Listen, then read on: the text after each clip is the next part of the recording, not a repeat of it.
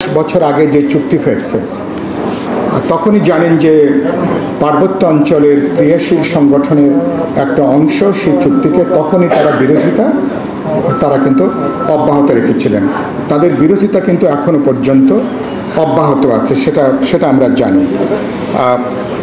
পার্বত্য চট্টগ্রামের এই শান্তি চুক্তি ২৭ বছর যদি পেছনে তাকাই, পার্বত্য অঞ্চলের শান্তি নিশ্চিত করতে পারেনি।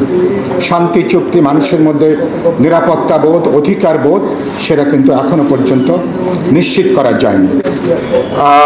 এবং এই ক্ষেত্রে আমি মনে করি প্রধানত সরকারের রাজনৈতিক সিদ্ধান্তের ক্ষেত্রে দুর্বলতা, দোদুল্যমানতা, নানা ধরনের অনেক সময় স্ববিরোধী, পরস্পর বিরোধী তৎপরতা, সেগুলো হয়তো এটার জন্য বড় একটা সংকটের জায়গাটা তৈরি হয়েছে। আর গত ২৭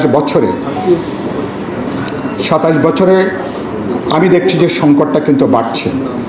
পার্বত্য অঞ্চলে ক্রিয়াশীল রাজনৈতিক দলগুলোকে বহুদা বিভক্ত করা, মানে ব্রিটিশরা আমাদেরকে যেভাবে শিখিয়েছিল ডিভাইড অ্যান্ড রুল, পার্বত্য অঞ্চলে আমরা একইভাবে দেখছি যারাই সরকারে এসছেন গত ২৭ বছরে পার্বত্য অঞ্চলের জনগণ, অধিবাসী, রাজনৈতিক সংগঠনকে প্রত্যক্ষ পরোক্ষভাবে নানাভাবে তাদেরকে বহুদা বিভক্ত করবার লক্ষ্যেই কাজ করা হয়েছে।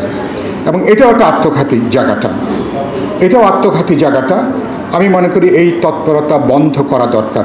৩১ দফা বিএনপির যে রূপান্তরের প্রস্তাবনা, সুনির্দিষ্টভাবে বা আমরা আমাদের সাথে যুগপৎ আন্দোলনের গণতন্ত্র মঞ্চের সাথে বিএনপির আমাদের ৩১ দফার বিএনপির ৩১ দফার মধ্যে পার্থক্য আছে। ৭০ অনুচ্ছেদ অনেকগুলোর ব্যাপারে বিএনপি তখন একমত হয়নি। বিএনপির সর্বশেষ কিছু ব্যাপারে এখন তারা খানিকটা অবস্থান, তারা কিছুটা পরিবর্তন তাদের হয়েছে। কিন্তু পার্বত্য অঞ্চল নিয়ে ৩১ দফার মধ্যে সুনির্দিষ্ট সংকট সমাধানের কোনো প্রস্তাবনা সেখানে বিএনপি রাখতে পারেনি, আমরাও আমাদের আলোচনায় সে জায়গাটা আসেনি।